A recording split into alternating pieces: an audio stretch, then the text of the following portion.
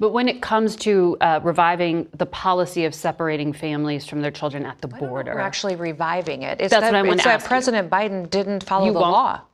He didn't follow the law in the fact that it's always been equally applied until his administration. And then he made decisions to ignore federal law in how he handled immigration and enforcement within our borders. This isn't Joe Biden's world anymore. This is President Donald Trump's country, where we have a border, where we have laws, and it applies equally to everybody. I think that is what is so refreshing, is that we're not picking and choosing winners and losers anymore. Americans have to live by the law. So do those who come to this country. You have to come here legally, or there will be consequences. Madam Secretary, good to have you in person. Thank you for joining us. Good morning. Thank you for having me. I want to dive right into this trade war. The justification President Trump invoked these tariffs under had to do with fentanyl. Mexico's president said Thursday that Customs and Border Protection figures show seizures of fentanyl on the southern border have dropped over the past year. She claimed they plummeted 75% in the past 6 months. Doesn't that show the existing system is working?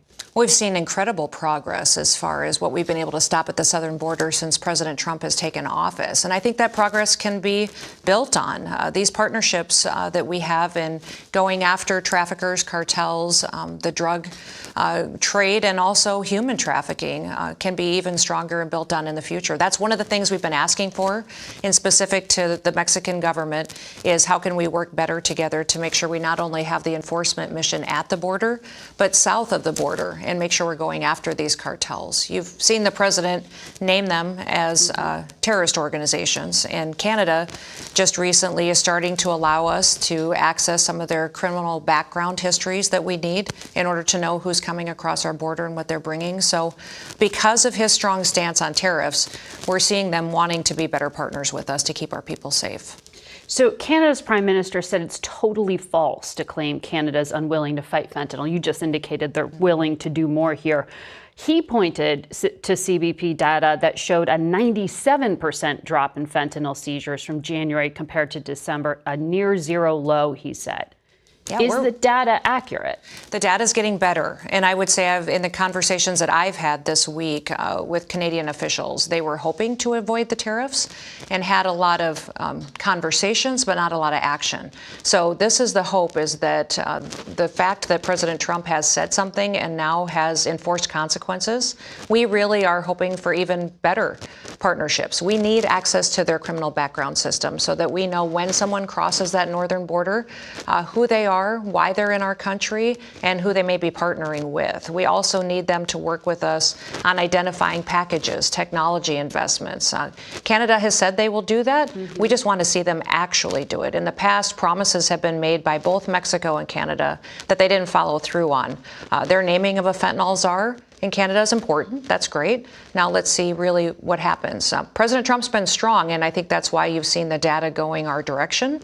But boy, every day people in this country are dying of overdoses, and I don't want any more families to have to deal with that tragedy if it can be avoided and we can have a stronger relationship. So you just gave specific examples of what Canada and Mexico can do, presumably to avoid the tariffs that are now being pushed off till April 2nd. Right. The Commerce Secretary said in another network, if fentanyl ends, I think these will come off. But if fentanyl does not end, or he's uncertain about it, meaning the president, they will stay on until he's comfortable. Is it that general, or are these very specific things that you can kind of go through and check to avoid these tariffs? Yeah, I've had very specific conversations with Canadian officials and Mexican officials on what they can do. So they know what they can do to help avoid tariffs in the future and what we're expecting of them. If they do it, we shall see. We all recognize that each one of these leaders has political environments in their home countries as well, but President Trump means business, and he meant it when he ran to be president of the United States again, and since he's taken office, that he will put America first. And every day in this country, we have seen over the last several years violence and unsafe streets and cities, and people lose their children and grandchildren. And he's taking action to make sure that we're cleaning up the mess that Joe Biden left behind, and that we have a much safer country and where Americans can look forward to the future.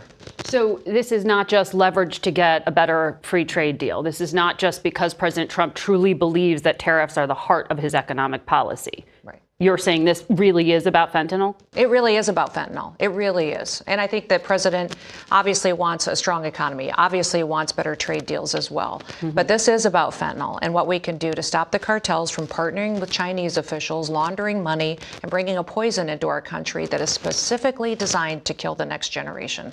I think a lot of people don't understand the strategy of these enemies of the United States and what they're utilizing. They are bringing this in not just to make money. They're bringing it in here to kill Americans. And it's time that we stand up for the people that live here and make sure that we're stopping this war against our children. I want to ask you, border crossings, they're at a 25-year low. They are. It's fantastic. There are 6,000 U.S. military personnel working at the border now. That number could go up to 9,000 by the end of the month. How long do you have to keep them there if the numbers are already dropping like this? You know, we'll continue the partnership with the Department of Defense, but also we've got partnerships with Commerce, with the Attorney General's office. You know, we're working every day with the Secretary of State.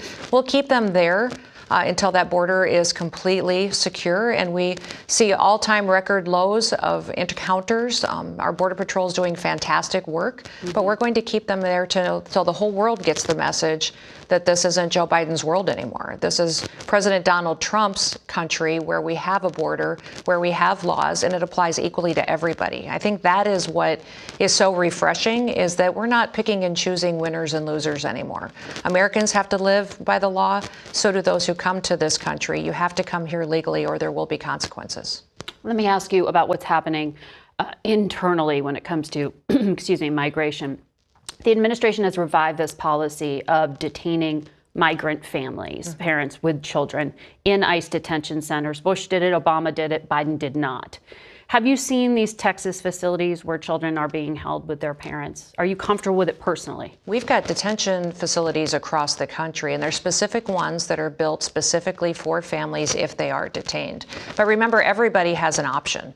They have an option to be here legally or illegally, and they can self-deport as well. We've set up a system and a website where people who are here illegally right now can register, and they can choose to go home on their own and keep their families united.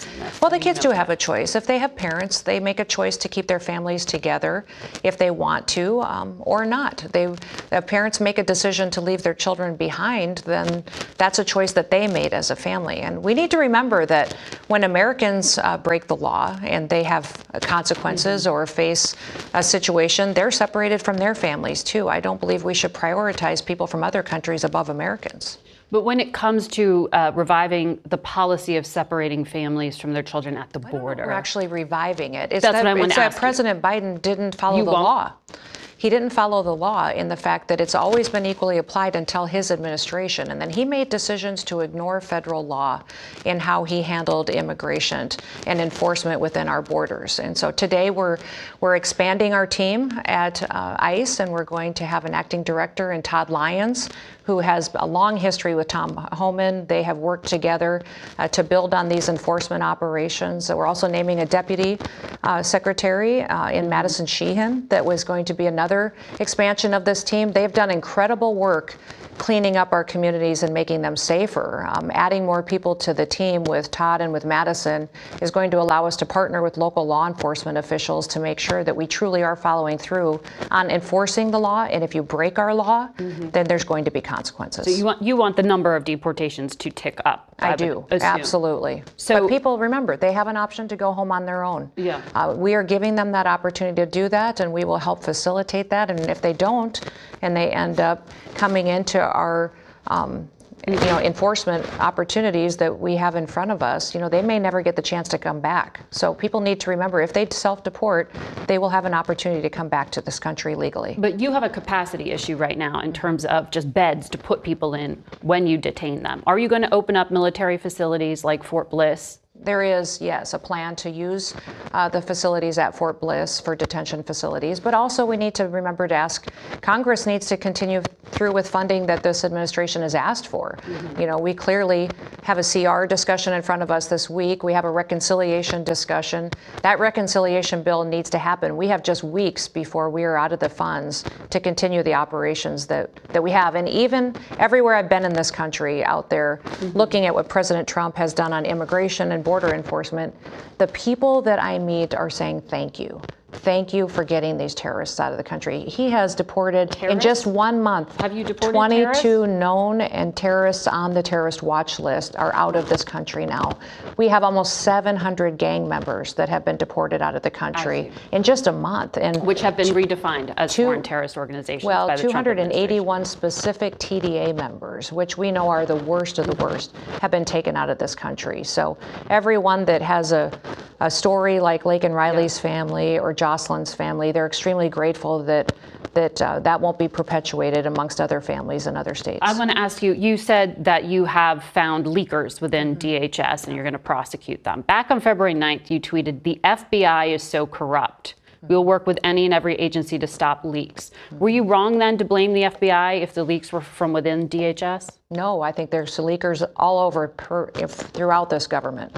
I think that everybody needs to be, I think these in DHS specifically, these two, were leaking our enforcement operations that we had planned and we're going to conduct in several cities and expose law enforcement to vulnerabilities, to those ops being jeopardized to where their lives would be in danger. So they will be prosecuted and they could face up to 10 years in federal prison because they did that. Anyone who is leaking information outside of how something is planned for the safety of those law enforcement officers needs to be held accountable for that. And you're going to continue these polygraphing Absolutely. of employees? The authorities that I have under the Department of Homeland Security are broad and extensive, and I plan to use every single one of them to make sure that we're following the law, that we are following the procedures in place to keep people safe, and that we're making sure we're following through on what President Trump has promised, that he's going to make America safe again.